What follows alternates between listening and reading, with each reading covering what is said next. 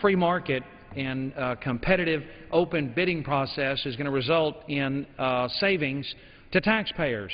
And Davis-Bacon artificially drives up the cost to taxpayers at a time when we simply cannot afford it, with record debt, record deficit, at a time when all of us as stewards of the Treasury need to do everything we can to protect our constituents' hard-earned tax dollars. I strongly support the gentleman from Iowa's amendment to make sure that we have a competitive bidding process where the lowest price obviously free market wages in this environment in the 21st century are going to be fair wages with good compensation and good benefits. We truly don't need to pay higher wages in an era of record debt and deficit. And I would, Madam Chairman, like to yield the remainder of my time to the gentleman from Iowa. The gentleman from Iowa is recognized. Thank you, Madam Chair, and I appreciate the gentleman from Texas yielding. And first, in response to some of the remarks that were made, that Davis-Bacon wages are based on surveys. Well, technically they are based on surveys, but merit shop employers often do not answer those surveys because union organizers show up to organize their employees very shortly after that. It's not always a wise decision to turn your wage records into the Department of Labor, because that, in many environments, that just about guarantees union organizers coming in to try to drive the wages up more. The statement about the cost of Davis-Bacon wages actually saving money in Katrina reconstruction, that's a new one for me, but my recollection is that George Bush initially, after Katrina, suspended Davis-Bacon wages so that the money could be best applied to get the reconstruction and the cleanup, actually the cleanup and then the reconstruction done down in New Orleans in that area under Katrina, and that he shortly thereafter lifted that order. So I don't know how a study could show how much money was actually saved, if my memory is correct, that it never really was implemented for any length of time that would be appreciable. I don't know of a study that shows that imposed union-scale Davis-Bacon wages actually saves the taxpayers money, unless that study might be funded by the unions themselves. There is no argument that this is the last remaining Jim Crow law. The law that was designed to lock black Americans out of the union trades in New York, particularly in New York City, the vestiges of that remain today, and I think it's worthy to go back and look at a study and see what representation of the ethnic population are represented within these construction trades in places like New York City. It would be very constructive, I think, to look at that. Also, labor is a commodity. The value of it needs to be determined by supply and demand in the marketplace, Madam Chair. And just like gold or oil or corn or beans where I come from, you're not going to get the real wages out of that unless you let competition determine that. And I, as an employer for all of these years, I want to pay the best wages I can. I want to provide the best benefits that I can. I want to hire the best people that I can. And in doing so, your people are your company. And when you hire good people and you pay them a good wage, you get to keep them. What I set up a business model on was hiring people in a seasonal business to work 12 months out of the year, not seasonally, not going into the union hall and pulling somebody out and putting them to work for a few days and putting them back again, but saying to them, you can have a career here, and I'll give you 12 months work for 12 months pay, I'll give you a benefits package, and I want to compete with that. But when the federal government comes in and tells you somebody on a shovel has to be paid this, somebody on a backhoe this, somebody on a motor grader has to be paid this, you will see them machine hopping during the day, because they'll always be maneuvering to get on the machine that pays the highest wages, not the one that does the best for efficiency to get the job done. And I've had to go in and police that, and I've had to go in and build a spreadsheet that calculates the movement of everybody on our jobs going on in order to determine that I can comply with the federal government's requirement that I pay the wages that they demand and insist, instead of the simplicity of saying, here's what I'll offer you for pay and benefits. And they've sometimes come to me and said, what's my job? I'll define your job for you. Help me make money, and I'll pay you for that, and I want to reward you by trying to give you enough money and benefits to keep you. That's how free markets work. We cannot be out here setting up a union scale imposed by some people sitting in a back room, which is what happens, by the way, and can't be supporting the last vestige of Jim Crow laws. We can't be letting the federal government decide what job categories are going to be paid what wages, when we just want to put people to work and let them develop a skill and develop their trade. So the machine hopping is something that gives me a lot of heartburn, and even if we have an actual representation of prevailing wage, it's still not representative of supply and demand, because many states have passed their mini Davis-Bacon laws, and the market's been so distorted, we don't today have a concept of what that cost is, Madam Chair. So I urge adoption of my amendment, and I yield back the balance of my time. The gentleman's time has expired. For what purpose does the gentleman from Michigan rise? I move to strike the last word. The gentleman's recognized for 5 minutes. Thank you. Thank you, Madam Speaker. You know, I come from Flint, Michigan, a working-class community, represent Flint, Saginaw, and Bay City, and it's a community that's proud of the fact that in this area, and it's true across the country, the notion has been that if you work hard, if you train yourself, if you focus on a trade or go to school, that you'll be paid a wage or a salary commensurate with the contribution that you make to the work that you're doing. You know, we live in a time when we're seeing decreasing compensation for the value that the worker brings to the workplace. In 1945, between 1945 and 1975, we saw worker productivity rise in this country by 97%. And we saw household income rise during that same 30-year period by 95%. There was some parity in the contribution that workers made in the compensation that they received. You fast forward to the last 30-year period, and we've seen a period of economic growth and expansion, increased worker productivity, 80% over the last 30 years, but in real wages, 10% increase in productivity. One of the reasons that we've seen such a drop is that we are not compensating the average worker for the quality and the work that they do and that they contribute to the highly productive society that we live in.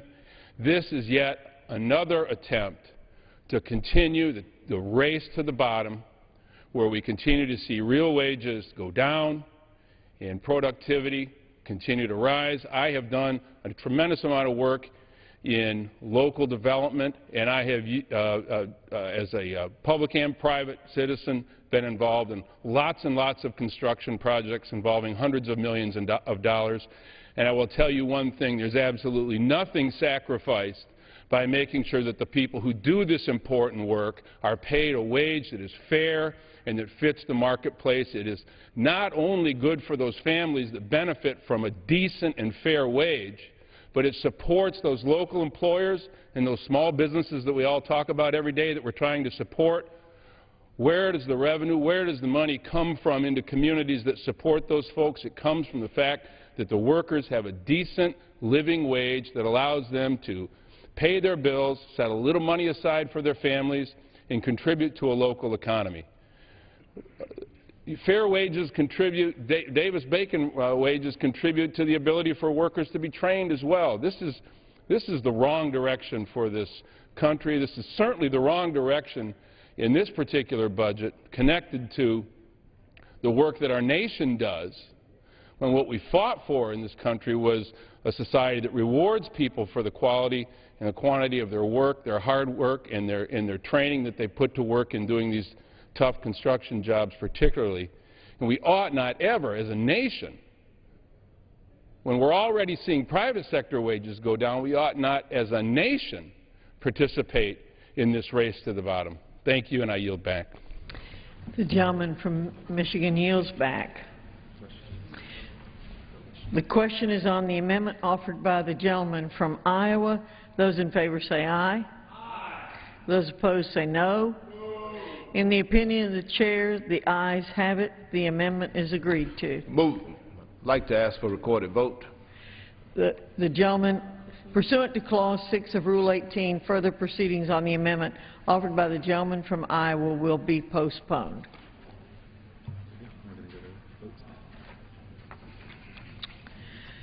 Pursuant to Clause 6 of Rule 18, proceedings will now resume on those amendments on which further proceedings were postponed in the following order: an amendment by Mr. Brown of Georgia, an amendment by Mr. Amadei of Nevada, an amendment by Mr. Moran of Virginia, an amendment by Mr. King of Iowa. The chair will reduce to 2 minutes the time for any electronic vote after the first vote in the series. The unfinished business is the request for a recorded vote on the amendment offered by the gentleman from Georgia, Mr. Brown, on which further proceedings were postponed and on which the noes prevailed by voice vote. The clerk will redesignate the amendment. Amendment offered by Mr. Brown of Georgia. A recorded vote has been requested. Those in support of the request for a recorded vote will rise and be counted. A sufficient number having risen, a recorded vote is ordered. Members will record their votes by electronic device. This will be a 15-minute vote.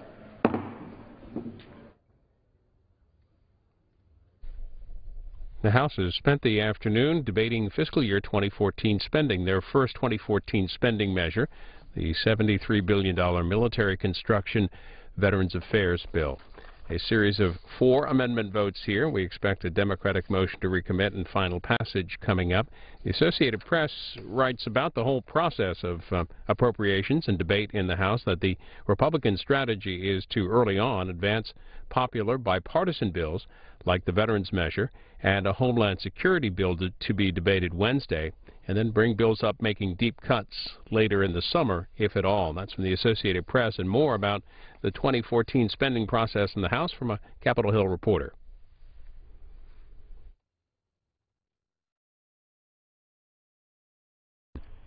John Shaw is a congressional correspondent for Market News International.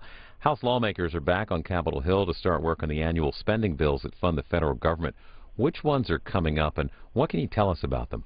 Well, it's an interesting season that's starting up really this week because, as you say, the fiscal year 2014 spending bills are finally reaching the floor of this week, the House chamber, where the House will consider 2 of the bills, the Homeland Security funding bill and the military construction veterans funding bills.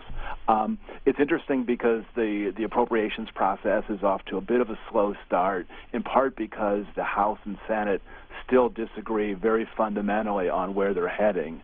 The 2 chambers passed budget resolutions, which are broad fiscal blueprints, in March. They have very different visions about how the next 10 years should go. But as it turns out, they also have very different visions about how this year should go. The 2 chambers are $91 billion apart, with the House lower than the Senate. So as they try to pass the 12 funding bills, it will be very interesting because the House is shooting at a much lower number than the Senate. And even imagining that all 12 bills were to pass both chambers, which seems somewhat unlikely, they're going to have an awful lot of difficulty trying to resolve the bill. So it seems already that people are thinking, well into the at least a couple months into the future, when the new fiscal year starts October 1, wondering if there's going to have to be a succession of temporary bills or CRs to keep the government funded. Well, since there is no agreed-upon budget blueprint in place, what's your forecast for how easy or how difficult it'll be for the spending bills to get approved in the House and Senate? Well, I think the House, it's interesting, not only do they have different numbers, but they also have different calendars. The House is stepping on the pedal, as it were, this month. The House Majority Leader, Eric Hanner, said that the House is ready to work very hard on funding bills. As we mentioned, they're going to do 2 this week, possibly 2 next week. So they want to devote much of June and July to getting these 12 funding bills through the House, and I think that is likely to happen. Certainly, most of the 12 bills, I suspect, will pass the House before the August recess. The Senate is much harder to read. They are about to start next week on an immigration reform bill that certainly will take the rest of June, I think, to pass. And so then it's unclear if the Majority Leader is willing to spend all of July on the fiscal year 14 spending bill. So I think we're going to, the 2 chambers are shooting at different numbers. They're looking at 2 different calendars. They still have not really resolved the big picture fiscal issues. So I think the bills will pass the House. It's unclear to me how many will actually pass the Senate. The Senate Appropriations Committee is working hard this week on its bills, but whether these bills actually come to the floor of the Senate in July is something that is still not quite clear. Now, talk of the sequester doesn't seem to be dominating the news as it was earlier this year. What kind of impact is the sequester having on the proposed level of spending in these bills? Well, it's a major factor. In fact, the $91 billion that separate the two chambers is in large part how they are contemplating the sequester going forward. The Senate Democrats have effectively assumed that the sequester is going to be removed for the next fiscal year and replaced by some undisclosed mix of spending cuts and tax increases to effectively, wipe it off the map, whereas the House is assuming that the sequester is going to take hold. So even that very, very basic issue that the two chambers are fundamentally in disagreement about how to factor in the sequestration. So, and it's something that the House Appropriations Committee Chairman Hal Rogers in the last couple of weeks has sort of openly despaired at how the sequester is making it hard to write his funding bills. He said it is causing, damage to the budget, but he's under marching orders from the leadership to assume that the sequestration is going to stay in place. And so he has crafted his 12 bills to take that into account. And in the seconds that we have left, what about the debt ceiling? What are we hearing about that? The debt ceiling is likely to come up September, October, November, sometime in the fall. And in fact, there is some prospect that the debt ceiling and the FY14 funding bills will be coming ripe at around the same time, late September, early October. John Shaw is a congressional correspondent for Market News International. We thank you for your time. Thank you so much. And votes underway on the fiscal year 2014 spending measure for military construction Veterans Affairs $73 billion spending bill. Later this week, as you heard, the House is expected to take up the Homeland Security spending bill. This is an amendment vote. Paul Brown of Georgia, an amendment that would zero out the funding for an ongoing NATO headquarters project, a cut of some $38,500,000, and apply the savings to the spending reduction account. Again, the House with the first of the 12 spending bills for 2014. The White House on Monday issuing a veto threat against this bill and also against the Homeland Security spending bill expected this week. The Washington Post writes that both were drafted in accordance with a budget blueprint drafted by House Budget Committee Chairman Paul Ryan, which calls for the automatic spending cuts known as the sequester to remain in place. However, the Ryan budget would shift the burden of those cuts away from veterans and defense programs and force domestic agencies to shoulder the burden. First of 4 amendment votes, and then a Democratic motion to recommit and final passage vote expected shortly in the House. At the White House today, President Obama named 3 new judicial nominees for the D.C. Circuit Court of Appeals. He said that Congress has many duties, and one of them is to promptly consider his nominations. We'll show you as much of his comments as we can as this first vote continues.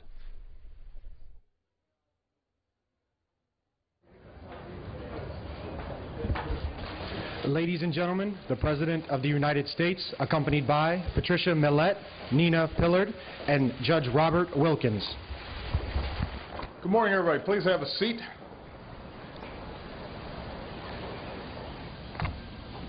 So one of the most important responsibilities of a president is to nominate qualified men and women to serve as judges on the federal bench.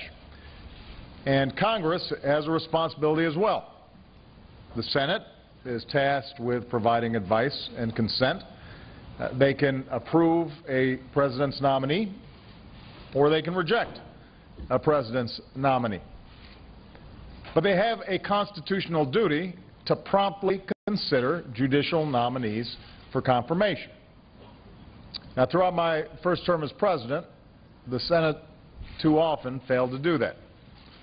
Time and again, congressional Republicans cynically used Senate rules and procedures to delay and even block qualified nominees from coming to a full vote. As a result, my judicial nominees have waited 3 times longer to receive confirmation votes than those of my Republican predecessor. Let me repeat that. My nominees have taken 3 times longer to receive confirmation votes than those of my Republican predecessor. These individuals that I nominate are qualified. when they were given an up or down vote in the Senate, when they were finally given an up or down vote in the Senate, every one of them was confirmed.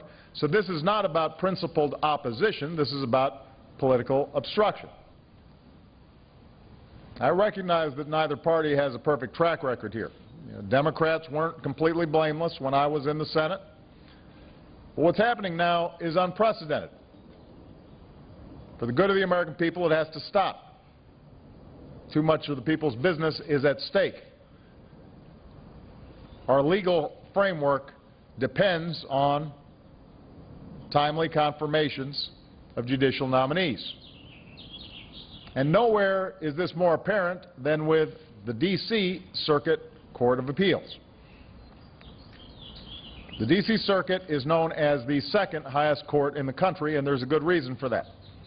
The judges on the D.C. Circuit routinely have the final say on a broad range of cases involving everything from national security to environmental policy, from questions of campaign finance to workers' rights. In other words, the court's decisions impact almost every aspect of our lives. There are 11 seats on the D.C. Circuit Court. When I first took office, there were 2 vacancies. Since then, 2 more judges have retired. That means there are 4 vacancies that needed to be filled. And by February of this year, more than 1/3 of the seats on the nation's second highest court were empty. I mean, imagine if 1/3 of the seats on the highest court, the Supreme Court, were empty. We would rightly consider that a judicial crisis. If we want to ensure a fair and functioning judiciary, our courts cannot be short-staffed. Now, in 2010, I put forward a highly qualified nominee for the D.C. Circuit, Caitlin Halligan. Caitlin's credentials were beyond question. She had bipartisan support from the legal and law enforcement community. She had the support of a majority of senators. Nobody suggested she was not qualified to serve on the court. If Caitlin had gotten a simple up or down vote before the full Senate, I am confident she would have been easily confirmed. But instead, for 2.5 years, Senate Republicans blocked her nominations. Had nothing to do with Caitlin's qualifications. It was all about politics. And after 2.5 years of languishing in limbo, this brilliant and principled lawyer asked me to withdraw her nomination.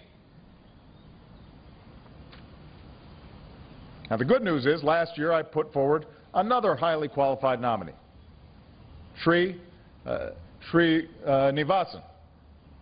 And Sri's credentials were also beyond question, and no doubt due to some mounting public pressure, along with the vocal bipartisan support that he received, Sri was unanimously confirmed a few weeks ago, becoming the first South Asian American to serve as a circuit court judge in our nation's history. So I'm pleased that the Senate acted. I'm glad Republicans chose not to play politics and obstruct Sri's nomination the way they did with Caitlin's. And I'm hopeful that we can now build on that progress, because Sri's confirmation was the first to the D.C. Circuit in 7 years. So out of the 4 vacancies that existed, 1 has now been filled. There are 3 seats still vacant on the D.C. Circuit Court. By the way, one of them has been vacant since Chief Justice Roberts was elevated to the Supreme Court in 2005. Anybody who values the role of our court should find that unacceptable, regardless of your party. Which brings me to today. That's why today I'm nominating 3 outstanding, highly qualified individuals to fill those remaining seats.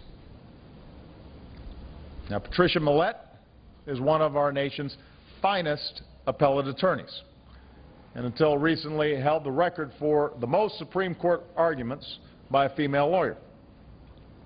She served in the Solicitor General's office for 11 years for both Democratic and Republican presidents. And since then, in private practice, she's represented everyone from large businesses to individual pro bono plaintiffs. And by the way, as the wife of a retired Navy officer, Patricia served our nation outside the courtroom as well as a member of a military family. Nina Pillard's career has been defined by an unshakable commitment to the public good. She twice served in the Department of Justice and was an attorney for the NAACP Legal Defense and Education Fund. Her landmark successes before the Supreme Court include defending the constitutionality of the Family and Medical Leave Act and opening the doors of the Virginia Military Institute to female students. And today, Nina is a professor at Georgetown and, if confirmed, would continue the D.C. Circuit's strong tradition of distinguished scholars going on to serve as judges, from Antonin Scalia to Ruth Bader Ginsburg. And finally, this is the second time I've called on Judge Robert Wilkins to serve, because in 2010 I nominated Robert to the D.C. District Court, and the Senate confirmed him without opposition. Before serving with distinction as a federal judge, Robert spent 8 years in private practice and a decade as a public defender here in Washington, D.C., providing legal representation to defendants who could not afford an attorney. And throughout his career, Robert has distinguished himself as a principled attorney of the utmost integrity. So, these three individuals are highly qualified to serve on the D.C. Circuit. They have broad bipartisan support from across the legal community. The nonpartisan American Bar Association have given them, each of them, its highest rating. These are no slouches. These are no hacks. These are incredibly accomplished lawyers by all accounts. And there are members of Congress here today who are ready to move forward with these nominations, including the chairman, Patrick Leahy. So there's no reason, aside from politics, for Republicans to block these individuals from getting an up or down vote. Despite that, some Republicans recently have suggested that by nominating these three individuals, I'm somehow engaging in, and I'm quoting here, court packing. No, people laugh, but this is an argument I've made. For those of you who are familiar with the history of court packing, that involved Franklin Delano Roosevelt trying to add additional seats to the Supreme Court in order to water down and get more support for his political agenda. We're not adding seats here. We're trying to fill seats that are already existing. Each of the past 5 presidents has seen at least 3 of their nominees confirmed to the D.C. Circuit. Since I've been president, obstruction has slowed that down to 1. Right now, there are 3 open seats on a critical court. I didn't create these seats. I didn't just wake up one day and say, let's add 3 seats to the District Court of Appeals. These are open seats. And the Constitution demands that I nominate qualified individuals to fill those seats. What I'm doing today is my job. I need the Senate to do its job. The fact that Republican senators are now pushing a proposal to reduce the number of judges on this independent federal court also makes no sense. When a Republican was president, 11 judges on the D.C. Circuit Court made complete sense. Now that a Democrat is president, it apparently doesn't. 8 is suddenly enough.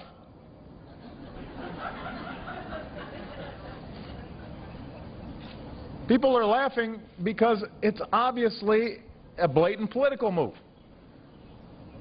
We know that because some of the same Republicans behind this current proposal to reduce the number of seats on the D.C. Circuit Court voted in 2007 to keep 11 judges on the D.C. Circuit. Same folks.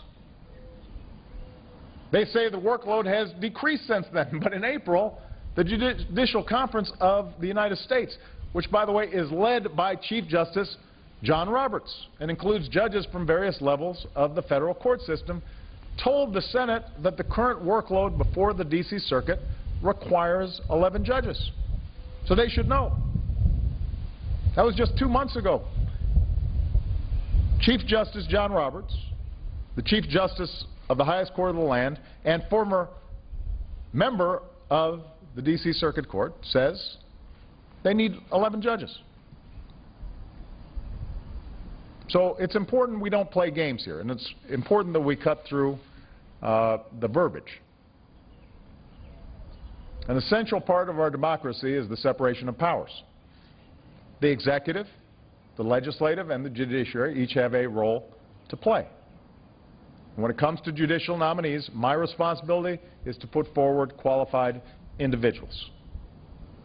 These are 3 of the most qualified individuals you'll ever meet. The Senate's responsibility in turn is to promptly give them an up or down vote. So today I'm doing my part. I hope in the coming months that the Senate does its part, because I assure you when these 3 outstanding individuals are on the bench, they will do their part. That's what the Constitution demands. It's what the American people expect. And I look forward to years of outstanding service by these outstanding lawyers of incredible integrity. And I promised that I would mention this before all of you. They also have really good-looking families. Because I just saw their kids. And all right. Thank you very much, everybody.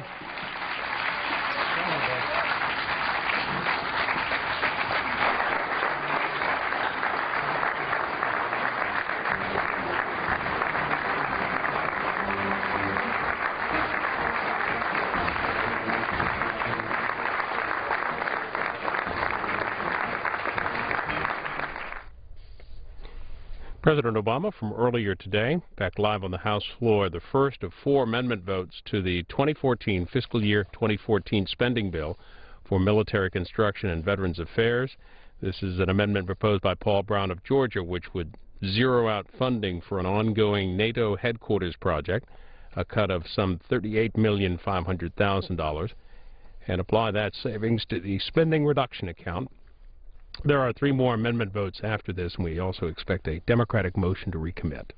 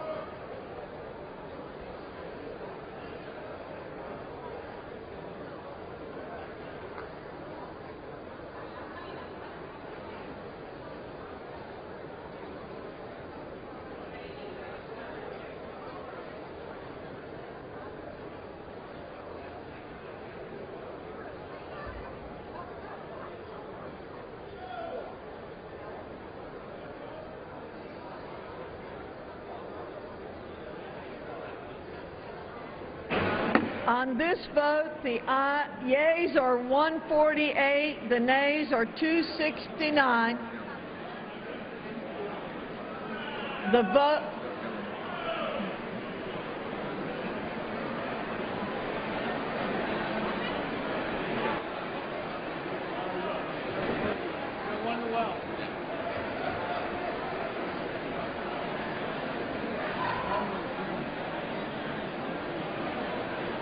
Ms. Elmers. Ms. Elmers votes aye. She's closed. She's doing this.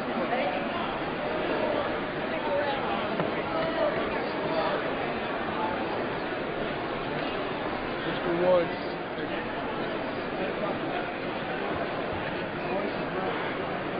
Mr. Royce.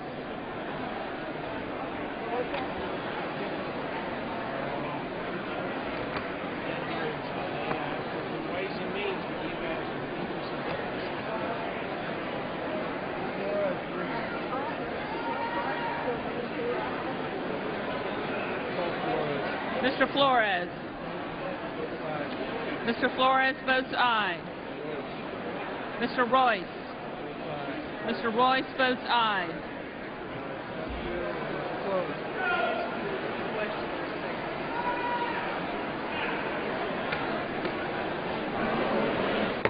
On this vote, the yeas are 151, the nays are 269.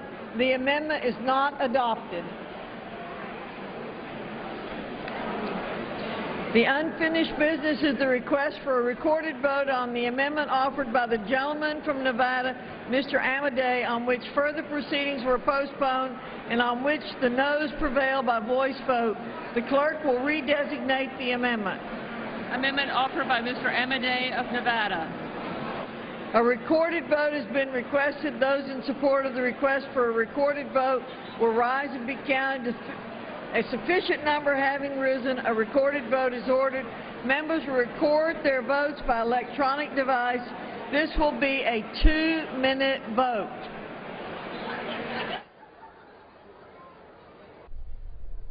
The first fiscal year 2014 spending bill on the House floor. This one's for $73 billion, military construction and Veterans Affairs bill.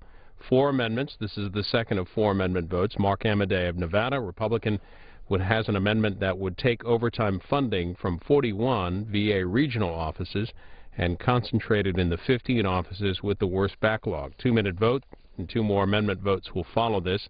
Over in the Senate, they've just gavelled out for the evening. Alan Ota of CQ Roll Call says that Senator Reid has filed cloture on the Farm Bill and 2 student loan motions to proceed, setting up 3 votes on Thursday, early Senate finish on Thursday for the Frank Lautenberg service. Meanwhile, earlier today, Governor Christie of New Jersey said he intends to appoint someone to fill the seat in the meantime between now and the special election in New Jersey, October 16th. The primaries would be a New Jersey special primary. For that seat would be August 13th.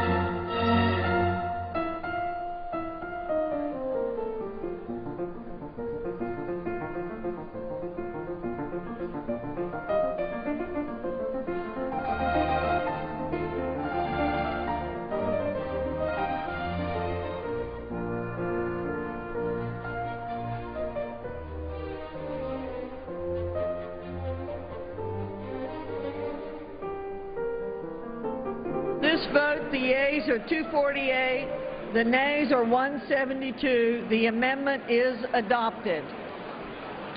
The unfinished business is the request for a recorded vote on the amendment offered by the gentleman from Virginia, Mr. Moran, on which further proceedings were postponed and on which the noes prevailed by a voice vote. The clerk will redesignate the amendment. Amendment offered by Mr. Moran of Virginia. A recorded vote has been requested. Those in support of the request for a recorded vote will rise and be counted. A sufficient number having risen, a recorded vote is ordered. Members will record their votes by electronic device. This will be a 2-minute vote.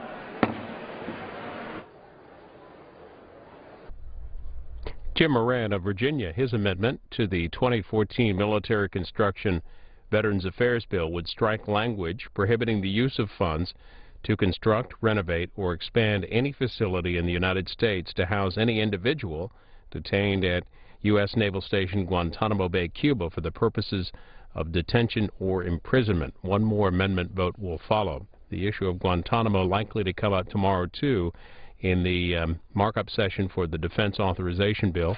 We'll have coverage of that committee hearing tomorrow on the C-SPAN networks, live coverage tomorrow.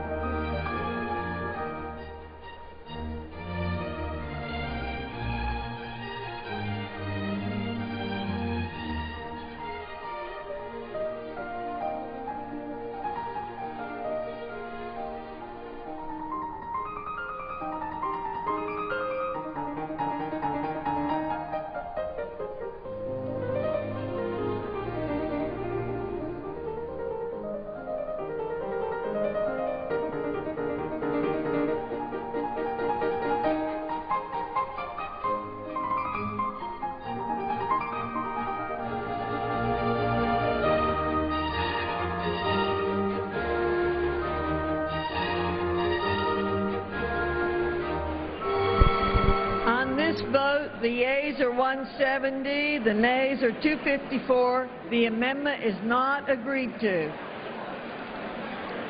The unfinished business is the request for a recorded vote on the amendment offered by the gentleman from Iowa, Mr. King, on which further proceedings were postponed and on which the ayes prevail by voice vote. The clerk will redesignate the amendment. Amendment offered by Mr. King of Iowa. A recorded vote has been requested. Those in support of the request for a recorded vote will rise and be counted. A sufficient number having risen, a recorded vote is ordered. Members will record their votes by electronic device. This will be a 2-minute vote.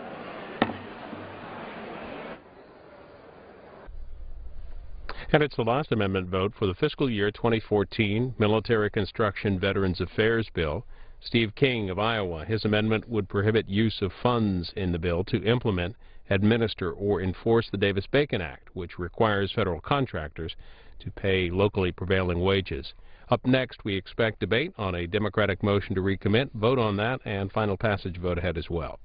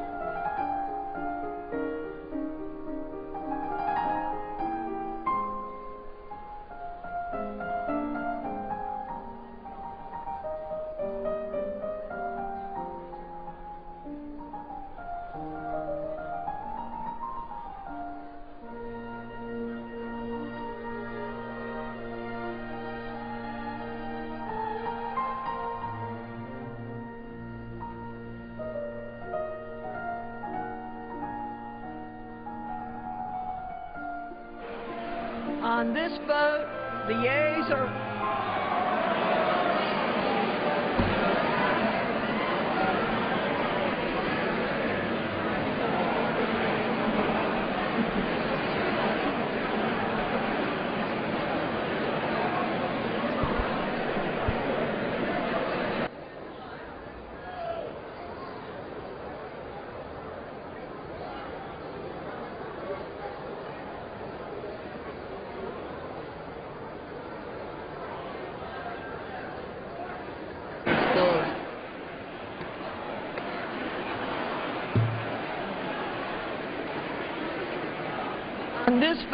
The yeas are 192, the nays are 231.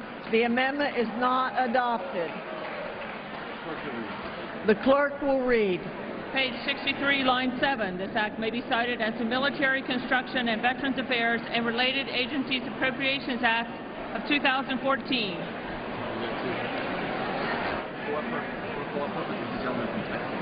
For what purpose does the gentleman from Texas seek recognition? Madam Chairman, I move the committee do now rise and report the bill back to the House with sundry amendments and with the recommendation that the amendments be agreed to and that the bill as amended do pass.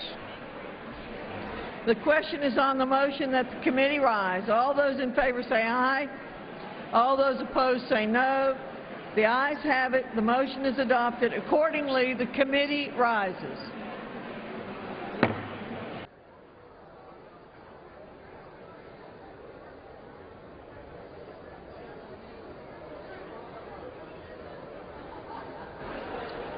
Mr. Speaker, the Committee of the Whole House on the State of the Union, having had under consideration H.R. 2216, directs me to report the same back to the House with sundry amendments, with the recommendation that the amendments be agreed to and that the bill as amended do pass. The Chair of the Committee of the Whole on the State of the Union reports that the committee has had under consideration the bill H.R. 2216 and reports the bill back to the House with sundry amendments adopted in the Committee of the Whole, with a recommendation that the amendments be adopted and that the bill as amended do pass. Under House Resolution 243, the previous question is ordered. Is a separate vote demanded on any amendment reported from the Committee of the Whole? If not, the Chair will put them en gross. The question is on the adoption of the amendments. Those in favor, please say aye. Those opposed, please say no. The ayes have it. The amendments are adopted. The question is on engrossment and third reading of the bill. Those in favor, please say aye. Those opposed, no. The ayes have it. Third reading. A bill making appropriations for military construction, the Department of Veterans Affairs, and related agencies for the fiscal year ending September 30th, 2014, and for other purposes. This is the Speaker. You'll get order. He sees you. The House will be in order. The House will be in order.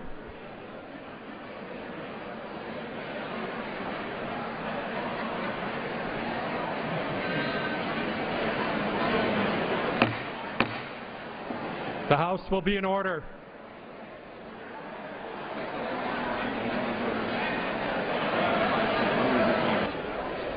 Are advised to remove their conversations from the floor. The House will be in order.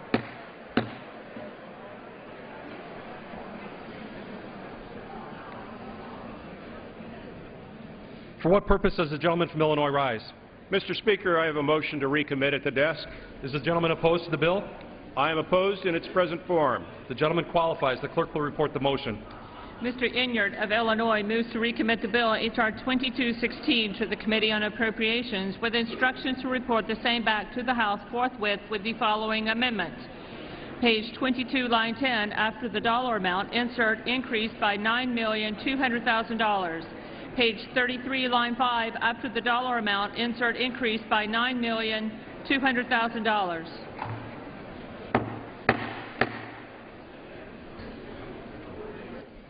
The gentleman is recognized for 5 minutes. Thank you, Mr. Speaker.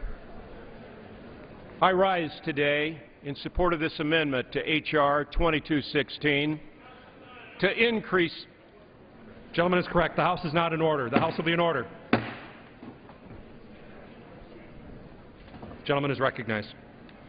To increase funding for veterans claims processors so that we can reduce the disgraceful backlog of claims waiting to be processed. This is the final amendment to the bill, which will not kill the bill nor send it back to committee. If adopted, the bill will immediately proceed to final passage as amended. We have been fighting 2 wars for over 10 years, which has resulted in a large number of veterans returning home with both physical and mental injuries.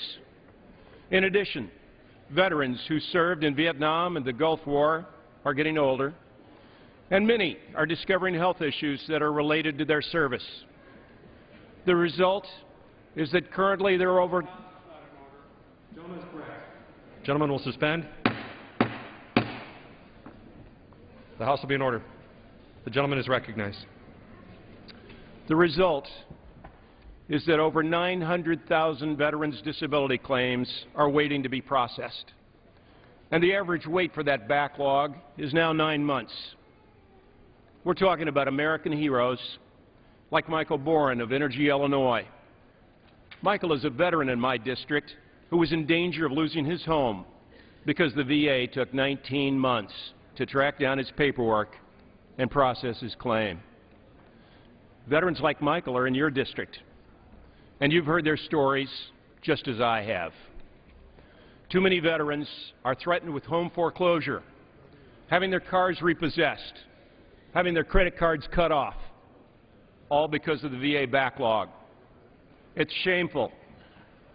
We must act to speed up the process so that disabled, honorably discharged American veterans are not waiting without income for months. The gentleman will suspend. The lady is correct. The House will be in order. The gentleman is recognized. Veterans waiting without income for months and years. Now, this motion to recommit adds $9.2 million to hire 94 additional VA claims processors. This doubles the number of claims processors in the base bill. While the amendment is fully offset